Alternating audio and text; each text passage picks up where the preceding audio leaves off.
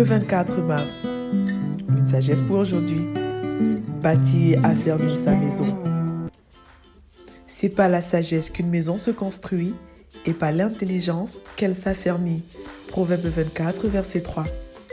Lorsque le sage parle de la sagesse et de l'intelligence, il se réfère à la crainte de Dieu. Le sage voulait dire aux jeunes Israélites qu'ils doivent tout envisager et tout entreprendre avec Dieu, selon Dieu et pour Dieu. Salomon, l'auteur de cette sagesse, fut celui qui eut le privilège de bâtir le premier temple d'Israël à Jérusalem. Cela lui prit 7 ans. Il le fit en tout point selon le plan que son père David avait reçu des doigts de Dieu. À la fin de la construction, la gloire de Dieu a rempli le temple au point où les sacrificateurs n'arrivaient plus à offrir des sacrifices. Dieu mettait ainsi son cachet à l'ouvrage. Construire une maison, c'est une chose. C'est le travail d'une seule génération. Affermir cette maison, c'en est une autre. C'est le travail de plusieurs générations. C'est vrai que Salomon n'a pas laissé un héritage copieux, mais chaque génération devait prendre ses responsabilités.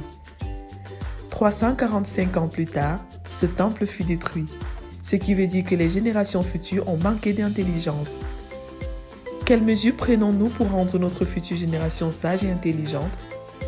Jésus dit à Pierre, « Et moi, je te dis que tu es Pierre, et que sur cette pierre je bâtirai mon église, et que les portes du séjour des morts ne prévaudront pas contre elle. » Matthieu 16, verset 18.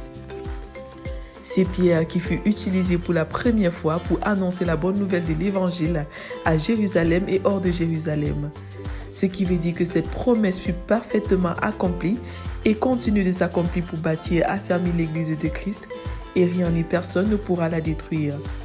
Vérité, l'Église, c'est l'idée de Jésus.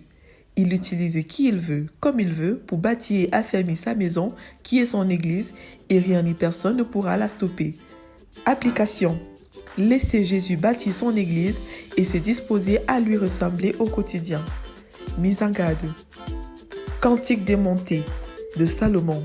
Si l'Éternel ne bâtit une maison, ceux qui la bâtissent travaillent en vain.